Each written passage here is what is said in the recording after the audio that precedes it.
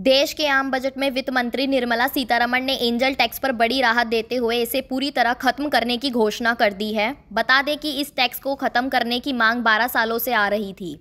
Tax खत्म होने से स्टार्टअप के लिए काफ़ी फायदेमंद होगा। निर्मला सीतारमण ने कहा कि एंजल टैक्स जैसी बड़ी चुनौती अब खत्म हो गई है और अब उत्साही युवाओं के सामने आगे बढ़ने का समय है।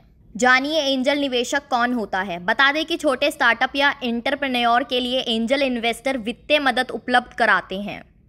इसकी सालाना आमदनी अच्छी होती है या कह सकते हैं कि ये आर्थिक रूप से काफ़ी मजबूत होते हैं और वहीं इन्हें प्राइवेट इन्वेस्टर, सीड इन्वेस्टर और एंजल फंडर भी कहते हैं।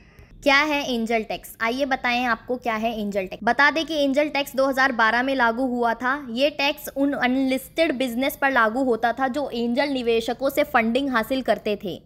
इसे आसान भाषा में इस तरह से समझ सकते हैं कि जब कोई स्टार्टअप किसी एंजल निवेशक से फंड लेता था तो वह इस पर भी टैक्स चुकाता था।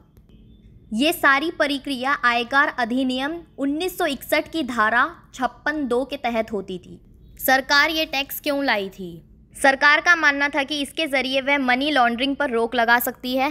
हालांकि सरकार के इस कदम से देश के तमाम स्टार्टअप्स को नुकसान झेलना पड़ रहा था। इस टैक्स को लेकर असली दिक्कत तब होती थी जब किसी स्टार्टअप को मिलने वाला इन्वेस्टमेंट उसकी फेयर मार्केट वैल्यू FMV से भी अधिक हो जाता था।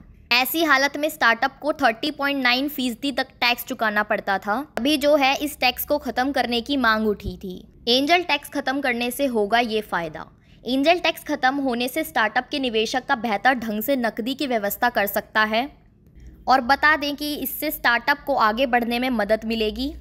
पहले जहां अपना कारोबार शुरू करने के बाद ही एक बड़ी रकम को एंजल टैक्स के रूप में भरना पड़ता था, अब इसके खत्म हो जाने के बाद स्टार्टअप को वो झटका नहीं लगेगा। उसका पूरा ध्यान अपने धंधे को जमाने पर रहेगा। तो ये थी खत्म हुए एंजल टैक्स से जुड़ी हमारी रिपोर्ट। आपको कैसी लगी हमारी रिपोर्ट कमेंट बॉक्स में बताएं। साथ ही बने रहिए देश दुनिया की खबरों के लिए जनसत्ता के साथ। धन्यवाद।